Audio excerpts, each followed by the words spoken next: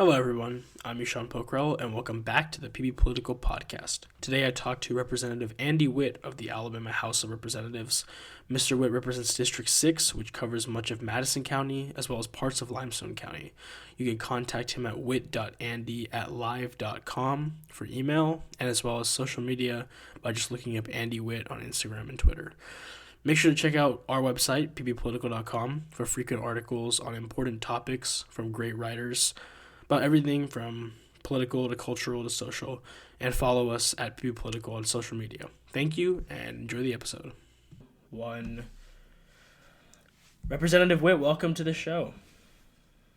Thank you. Thank you for inviting me. It's been a long time since I've been on, and appreciate the opportunity to get out and speak to you again and be on your podcast. I think it's a great thing that you're doing, and if I'm not mistaken, I may have been the first one.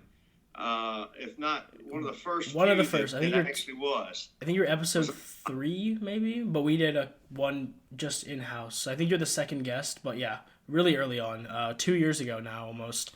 So we right. Yeah, we definitely appreciate you coming back. This is episode 23 now, so 20 episodes later, we have Representative Whitt back on. And in 2 years, a lot has changed. Especially, we were going through COVID then, but now we're kind of out of it.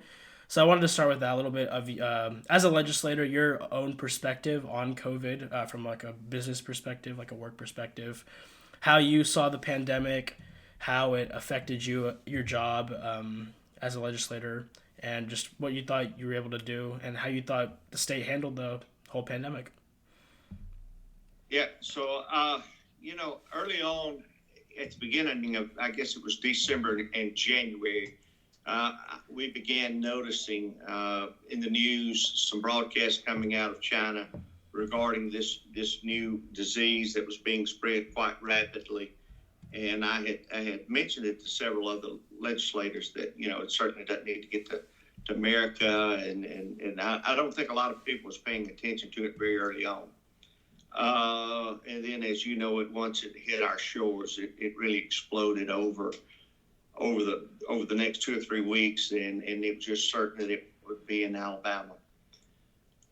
Just like many folks and just like the average person coming in, we didn't know very much about the coronavirus or COVID at that time. We didn't know what the outcome was looking at, and I think everyone was panicking to see what is going to come of this.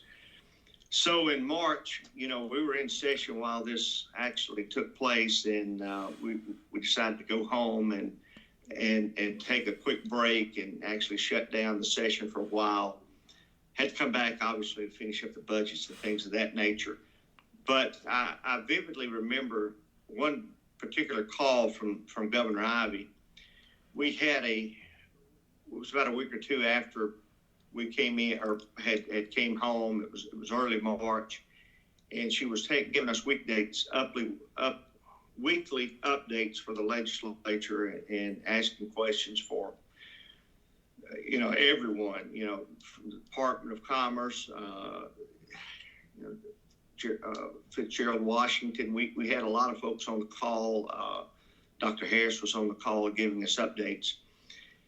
But right off the bat, when she said that Alabama was forecast to lose 25,000 people before December, obviously, I hit the panic button, and I'm trying to figure out, okay, what's my population here in Madison County? What's my population in Limestone County? And what does the worst case scenario look like for us here? Because at that time, no one really knew exactly what was going on. And I certainly think Governor Ivey done exactly what she needed to do when she done that. It quickly, grew. I think you saw the pandemic grew, and it started touching everyone's lives. It touched mine personally. I had family members. I knew people that had passed away there in the first several months of the pandemic. I think Governor Ivey handled it well with what knowledge she had. Looking back, it's always easier to be a Monday morning quarterback than actually be in the game on Saturday. But we shut down our businesses. We kept them shut down too long. All businesses are essential. All mom and pop businesses are essential. And I guess my breaking point at one point, people have to take responsibility for their own actions, their own health care, make those own decisions. And so as I went by a large box retailer, I won't call the name, but they sell lumber, appliances, hardware, and you get the picture, and we'll go from there. But it looked like the day after Thanksgiving sale. And that really bothered me because as a banker, I knew people in small businesses that were struggling. I knew the local hardware store was struggling. I knew that the restaurants were struggling. And then we were trying to figure out how we open those back up, whether it be through the drive-through. We shut down our churches, which was just really detrimental to folks. It was detrimental to the churches themselves, ministering to its flock, and the pastors ministering to the flock. And it was just very hurtful. And, while it was 2 years ago, those memories still sting to this day, and we still haven't fully recovered. Overall, I think Governor Ivey done a good job with what knowledge she had. I think the legislature acted appropriately, and I believe that we came out the best that we could. Unfortunately, some businesses did not make it, and that was a learning curve. And I'm all about personal freedom, and we shut down some of these businesses, and that was, in hindsight 2020, again, those are things maybe we might want to look at and redo, because all businesses, in my opinion, are essential. Yeah, I think that was a pretty good. That's how we're from the same. I'm in your district, so I think I saw the same things that you saw, and I'm sure compounding it statewide, there was a lot more. I'm sure we had it relatively better than a lot of the rural counties and a lot of the counties that are less serviced than Madison and Limestone County get to be. But yeah, I think looking back, obviously, like you said, there's no way to accurately gauge what we should have done, because you have all the facts looking back at it. But I think in the moment, honestly, Alabama, I thought, had one of the better responses, and I do thank you guys all for that.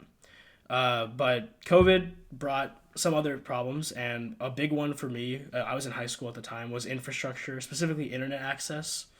And especially around the state, Governor Ivey just awarded, I think it was like $82.45 million for internet access statewide to the rural areas of the state through the American Rescue Plan Act that was passed last year by President Biden.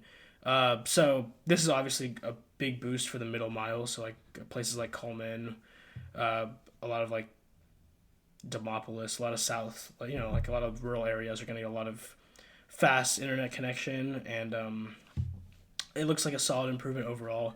How much did in the immediate, like the first, I don't want to harp on COVID for too long, but just like this other question, how quickly did you guys realize that the state, the internet access specifically, was a little bit under, it was a little underwhelming for the new times we're in, and how quickly did you guys push for new internet laws like this to help speed that process along? So immediately, as soon as the schools were shuttered, immediately we saw the need for internet access. When I began running in my first campaign in 2017, my wife and I would travel the state. Obviously, I feel that Huntsville is a blessed area, and we're very fortunate to live in North Alabama. But I wanted to make sure that I understood what politicians and legislators all across the south part of the state, the central part of the state, were facing when I went to Montgomery to talk about whatever their problems were. I wanted to see that firsthand. And I'll never forget one weekend we were out down south, middle Alabama, around Lake Eufaula. And my wife and I, we stopped by McDonald's to get an ice cream cone. And I noticed when we pulled up, there were a lot of cars. And I said, "Oh, we'll never get waited on." But in those cars were parents, and I thought, well, maybe they're after a ball game, something of that nature. And I went in, and there were a lot of school-age children there, and I could see books and things of that nature. And I made my purchase, went back out, and I went to my wife, gave her hers, and said, I can't understand why all the people said this local McDonald's. And again, this is in very rural Alabama. I think, as a matter of fact, it's probably the only fast food restaurant that we could find. And so I went back in, me being the inquisitive guy that I am, and I just stopped and talked, and I went up to the cafe, the counter there, and asked, basically, what's going on? Why are all the kids here? And it was because of the internet access.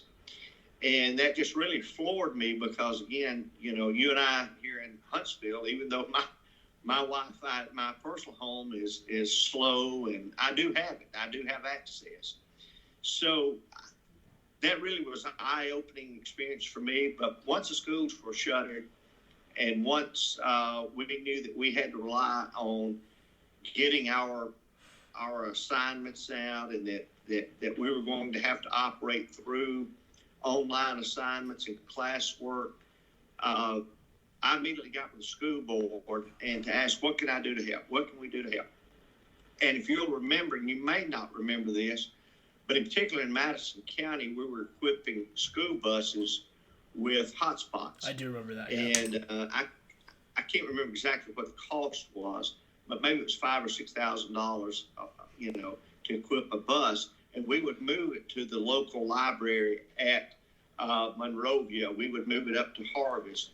And I was fortunate enough early on to gather some funds, and Commissioner Phil Vandiver and myself and a couple others pooled our money together, and we bought those resources for the school because we saw quickly that some kids just did not have the resources, or we didn't even have the capacity or availability for the internet. So we saw that firsthand in North Madison County, and in particular in rural Alabama. I know they were doing the same things there. They were opening up the libraries or whatever they could, the best they could, to get kids to do their assignment. And while it wasn't business as normal, we was trying to make it as normal as possible, and have the kids do their assignments and make it through that first year. But my daughter was in school at the same time, high school, and that was her senior year, so that was a big experience for her during that year. Yeah. So. Yeah, I remember I was a sophomore, so when COVID first happened, so I do remember all the bus initiative. I remember all that stuff, and thankfully we were able to go back to class, like in person, a little bit differently with the hybrid learning, but all that in the next fall, so in August, so that was good. But yeah, infrastructure, definitely get Governor Ivey's award of the broadband. That'll definitely help. Have you guys looked at anything, not just rural areas? A lot of places like Huntsville and Birmingham especially have huge suburban populations. And there's areas, like I'm in Birmingham right now for school, and if I go around a little bit outside of Birmingham, there's like dead areas, a lot of dead areas.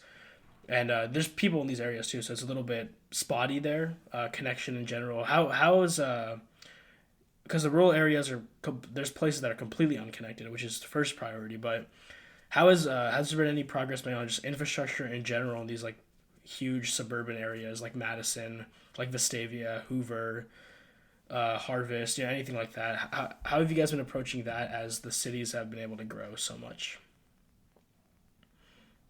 Yeah, so the $276 million that we had with ARPA, of course, you had previously mentioned $82 million came out really for the middle mile, and then we will be going to that what's considered last mile. It's for the unserved and the underserved areas. We struggle exactly what you're talking about with everyone being on Wi-Fi. And I think, at the University of Alabama, they've now put out their hotspots across, again, it's supply and demand and cost. But, because of all the usage there in the stadiums on Saturdays, the football games, they actually deploy, Wi-Fi hotspots. again, they're very limited in scope and only go out a certain number of yards. I don't know, I can't remember if it's 100 yards either direction, etc. But I do know those, are brought in and deployed across, some areas as they need them. Concerts in Birmingham, they're deployed. Here in Huntsville, they're put up sometimes for large crowd events. But I think we're going to have to go back to that. Once we get that again, I'll tell you, even at my home in North Madison County, if my wife is watching Netflix and I'm on the computer, she tells me to get off the computer because our Netflix is frozen. And we're with a small rural carrier there in North Madison County. We don't have fiber there where we're at. So, maybe we're part of that underserved area, but there's a lot of money flowing into the state. It is a focus for the legislature because, we feel like, and I certainly do, this is viewed as an essential utility, just like power or water.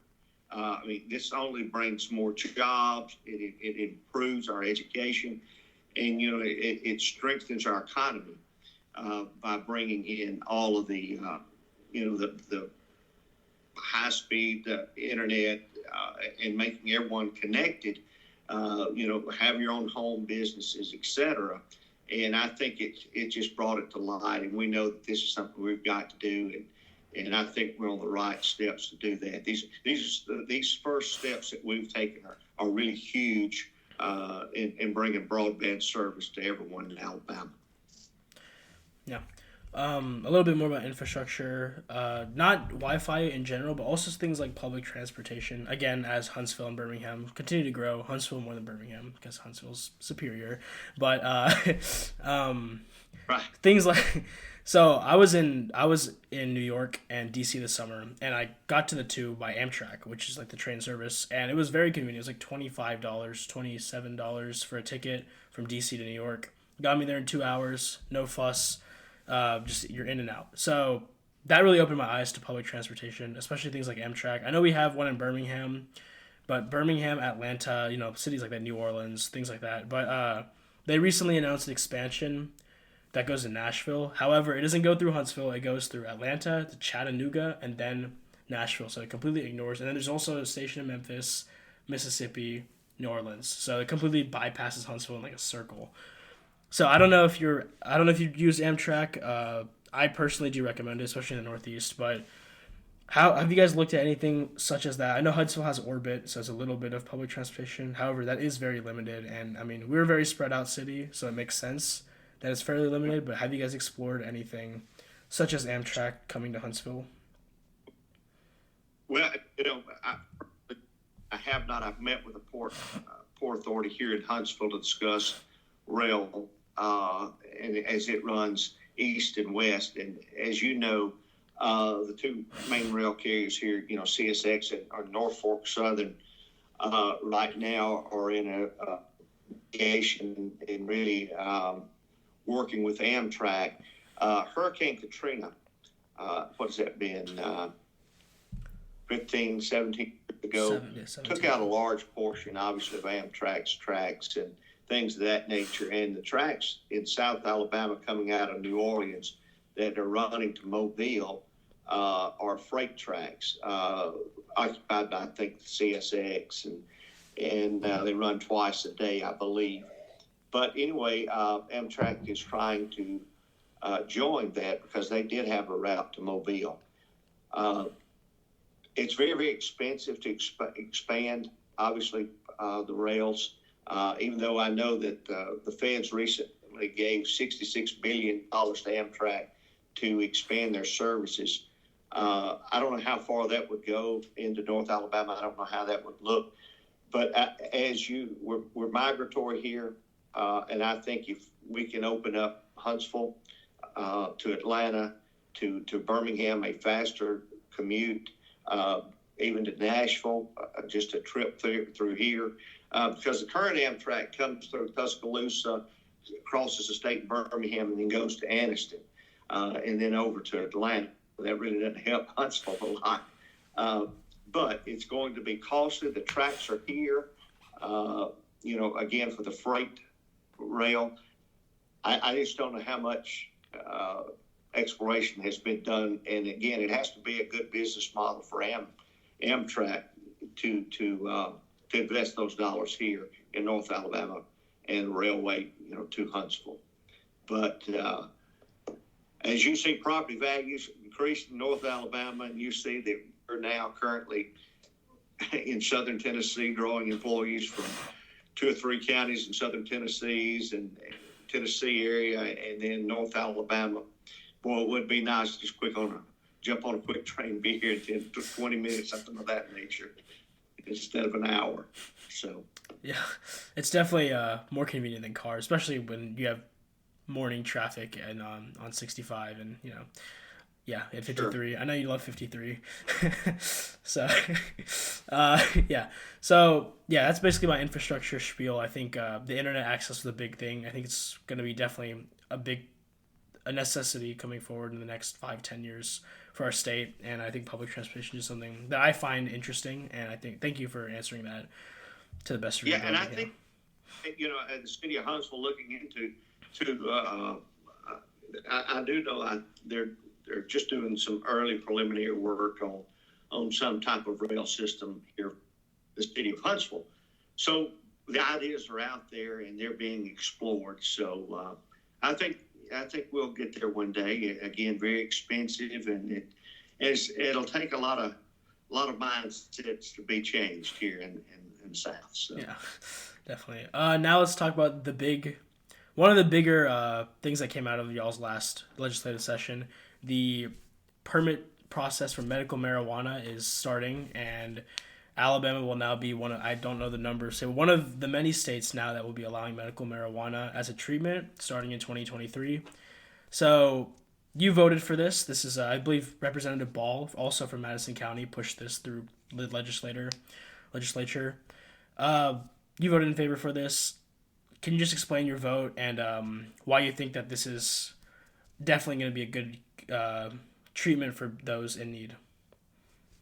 Yes, so certainly. And I, early on, I was very skeptical, as probably many legislators were. I'm not in favor of the legalization of marijuana. Again, it frightens me. It frightens me to see what's happened in some of the states that has legalized marijuana. I certainly do not think that Alabama needs to do that or is headed in that direction. I was very skeptical, but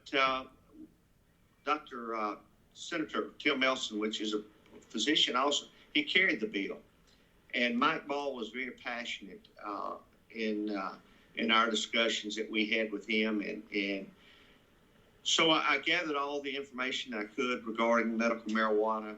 I understand that I believe we're the 37th state to pass it at this time. I may be wrong, but I think at the time we were talking about it, we were 37. Would be 37. And,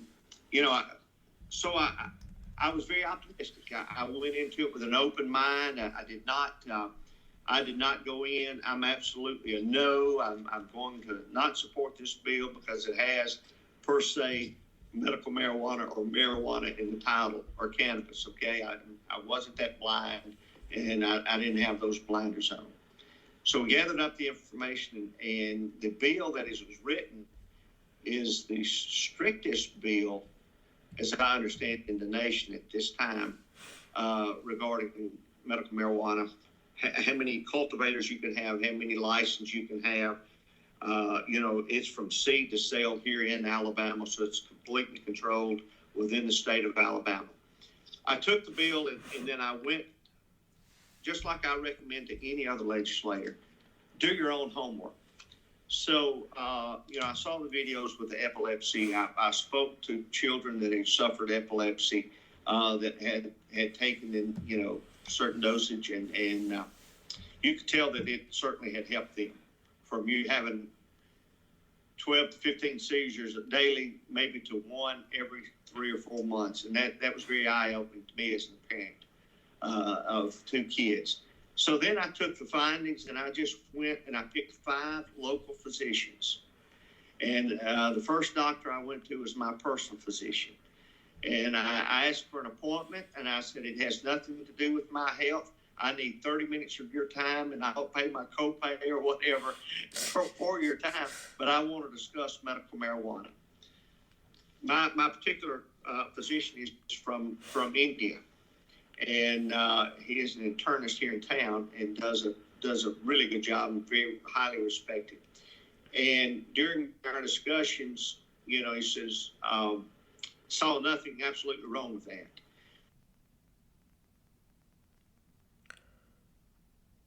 We seem to have lost Representative Whitt. We'll be right back. We're back, guys. Okay, all right. So I had spoken with my personal physician, and as we discussed the pros and the cons, obviously it came very clear. He said, this is something that I think would be good for Alabama, and I'm completely supportive of it as a physician. The alternative we know are these highly addictive painkillers. And once you get on these painkillers, it's very difficult to get off. They're abused. They're the number one drug of choice. They're in our streets. They're in our schools. And, they occupy our jails. And so knowing that, I said, well, what's the downside? And it wasn't a great big downside that he gave. But I personally went out and done research with 5 physicians here locally. And all of those came back as positive. We would support this.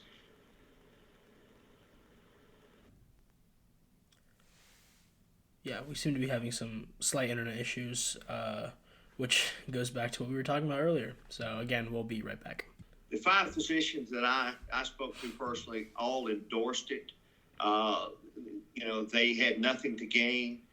These were fact-driven, and we restricted the bill to, very strict epilepsy, cancer, terminal illness, Crohn's, end of life, pain management, etc.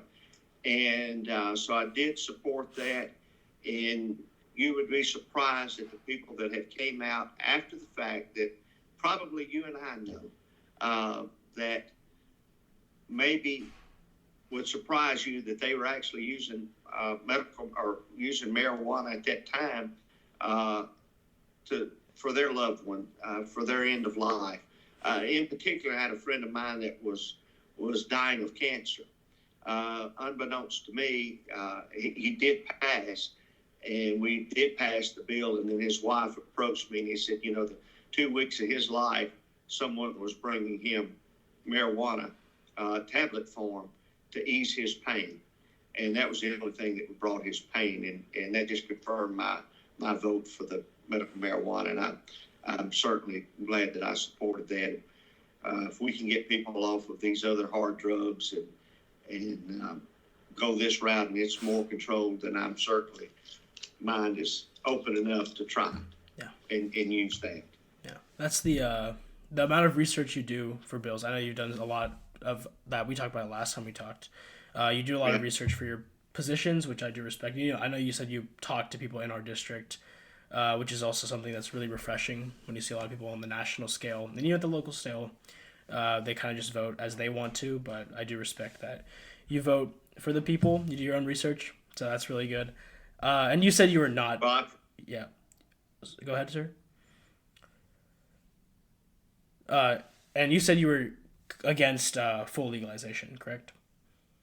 At this time. Yes, I not support the legalization of recreational marijuana at all. I was in Colorado when Colorado was good. Yeah, that's right. It was a beautiful state. I visited the Capitol while I was there. I think many folks here in North Alabama have visited California. I was in California, San Francisco 10 years ago. Again, probably not an area that I would want to go back to today. Portland, Oregon, again, not a place that I would want to visit today. And I read where Starbucks was closing in downtown Portland because of the violence and the drug use and things of that nature. So I am afraid that it is a gateway drug. I am fearful of that. But again, it's not something that I could support. Yeah. And I'm assuming that there's going to be a pretty heavy tax on this still, or is there any plans for that? Because I mean, the lottery. I'm not going to get into the lottery system, but we know we all know it's an open secret. That's not going to happen. So how is I'm assuming there's a revenue stream from this. Can you go into that a little bit, just a light overview? And I'm not as versed on the revenue stream regarding the commission. Obviously the state has set up a commission for that, led by Mr. McMillan. But we had 380. Don't hold me to that, but it was about 380 applications come in at $2,500 a piece just to make application to be a dispensary. And there's only going to be 37 dispensaries at this time throughout the state.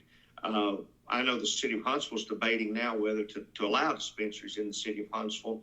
What's the zoning? Where might they be, et cetera. Madison County has had that discussion, and I'm not certain that Madison County will go along with that and have a dispensary located within Madison County. If they could put one beside my home, they could put one basically at Five Points and Harvest or wherever. And I don't know that the county wants those dispensaries. They need to be a little bit more controlled. But there will be that, and then the licensing will come out. I don't know exactly what the license fees will be, but it will be self-sustaining, and yes, it will cover the board. That's good. Yeah. That's all the policy talk I want to talk. I want to talk about a little bit your own experience in the House. Now you've almost completed one full term, and you are running for a second term, and I believe you have one opponent. However, you are very likely to earn a second term in the state House. So with that in mind, first thing I want to ask: how do you look back on your first 4 years in the state House, and what have you learned from the experience? Yep. So, and I appreciate that because it has been one of the most humbling experiences that I possibly could have. And it's the greatest honor that I've ever had in my lifetime is to serve Madison, Limestone County. I'm an old spirit in the soul, and I carry around a silver dollar the year that I was elected, 2018, in my pocket. And I always want to remember exactly why I was there, and it's for the people that I represent. So if you ever see me when you come down to the Capitol, and hopefully you will visit the State House, see that silver dollar, because I'll good luck and as a reminder of the reason I'm there for. But it's been a very rewarding experience as well. I think that we've done some good. We have a very good delegation in North Alabama. I can't say a bad word about anyone in our delegation. We all get along well, and when it comes to Madison County, we represent Madison County. We come together as a team. The legislature's made up of a lot of good people, and I've made a lot of good friends there, and I have a lot of respect for a lot of folks there. So again, one of the greatest honors of my life has been to serve in the state legislature. I am looking forward to getting back down there. Again, you mentioned Highway 53. I was fortunate enough funding for Highway 53. Thank you. $30 million is coming to Highway 53 soon, and the governor has announced that first leg of that. But $400 million has came back to Madison, Limestone County over the last 4 years in infrastructure. And people ask me, they're tired of the overcrowded Highway 72, 565. These are problems that should have been addressed 25 years ago. You can't build a road overnight. It takes time to relocate the infrastructure, engineering, property acquisition, et cetera. So it's going to take time, but we're headed in the right direction, and we're focused. We're laser focused on what we're doing here. And because we know that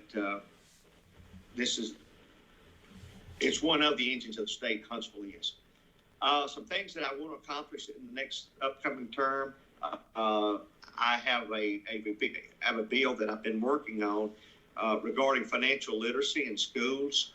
We are not teaching financial literacy in schools anymore. It's not being taught at home. It's been a passion of mine. I have I have taught financial literacy classes in middle schools, high schools, all over North Alabama, and I can tell you that it's not being taught. And these are skill sets that you will use the remainder of your life. So whether it's understanding your credit, whether it's understanding your paycheck, or just saving, or taking care of your savings and establishing a banking relationship with a financial institution or whoever that may be. But do not rely on the high interest rate loans. Do not rely on the check cashing. They have their purpose, and I understand that state. But again, these are life skills that need to be taught, and that's something that I'm going to obviously be working on there. Another issue that I think that really needs to be addressed is pre-K and child care affordability across the state. We certainly want the parents working, and so we need to address that. I think the return on investment is $7 to $1 every $1 spent on child care or pre-K. So I would love to expand on that, and I think that there will be a push to look at child care credits and things of that nature, because child care has gotten, as you know, unaffordable to many here in the state, and they're having to figure, do I stay at home or do I work and just give it over to the daycare? So that those are some things that I'm worked on. We're looking on some RSA bills to increase the amount of money the retirees can earn. That bill passed the House last year. It died in the Senate. We hope to get that back up, and I think that we will. That's a good bill. It needs to pass. We're having too many bus drivers. We're having too many subs. We're having too many aides that are not working in our schools, SROs, things of that nature that hits that gap. So we need to revisit that and get those people back in our schools working. So those are some issues that I look forward to. And again, I'm always here from Madison, Limestone County, and I'll be swinging for the fences on the roads. Yeah, definitely very issue based. And again, I do respect that you focus on the issues and you don't go hyper partisan or hyper national. So definitely very good. Where can everybody that wants to support your campaign find you anywhere? Talk to you, any of that. Where can they find you? Yeah. So the best way to get me is just shoot me a personal email. I certainly don't mind sending that out. That is whitt.andy@live.com. I am also on Facebook and on Twitter, Andy Whitt, WHITT. So you'll be able to find me there. Reach out, direct message, whatever. I'll certainly, as always, be willing to respond and give you the best insight that I can. Again, I work for the people, and I'll never forget that. So, and I certainly appreciate the opportunity to work for the people. Yes, sir. And that's how actually I got in touch with you. I got your phone number from one of my friends, and we're here now. So really good. Definitely, He definitely responds, guys. So yeah, thank you.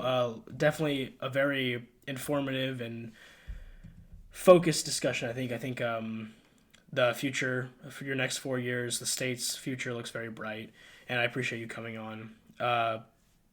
Thank you, I guess. I'm Sean Pokrell. You guys can find us at PB Political. You guys know where to find us. I'm not going to go through all of that. Like, comment, subscribe. Make sure you tell your friends. Thank you, and goodbye.